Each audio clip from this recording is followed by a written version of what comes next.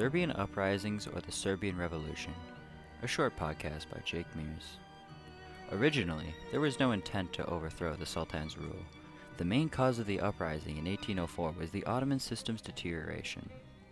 It started with Napoleon invading Egypt in 1798 and the Sultan removing troops from the Balkans to defend Egypt, resulting in the Balkans becoming weak to local Balkan notables.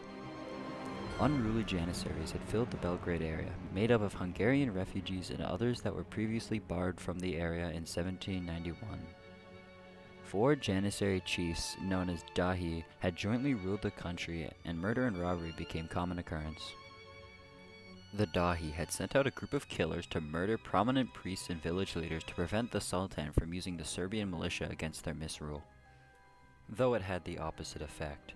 Serbian leaders, fearing for their lives, fled to the safety of the forest where they amassed a peasant army of about 30,000.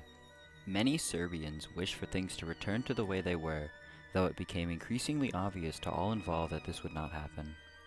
Before anyone knew it, they were thrust into a war for independence that was not planned. The war proceeded for 11 years, resulting in a successful revolution and Serbia becoming autonomous. The terms of the settlement addressed many of the original complaints in 1804. Taxes were now precisely defined and would be collected by Serbian officials without Turkish involvement. All Janissaries were excluded and the Turkish garrison or administrators were confined to a few fortress towns. Serbian merchants gained the right to travel freely and conduct business anywhere in the Ottoman Empire. There was an amnesty and Serbians kept their arms, the weapon kind. Along with this, a Serbian administration and national assembly were created, and one of the main leaders of the revolution, Milos, became supreme Nez with authority to carry out decrees of the Turkish Pasha. Another major change as a result of the revolution is a Christian rule as opposed to a Muslim rule, as well as the raising of a Serbian army, at first in secret but then openly after 1830.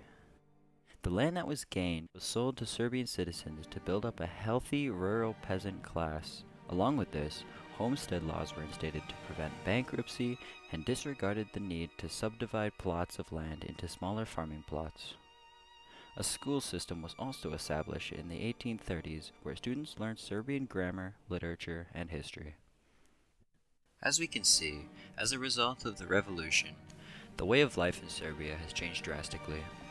Thank you for listening.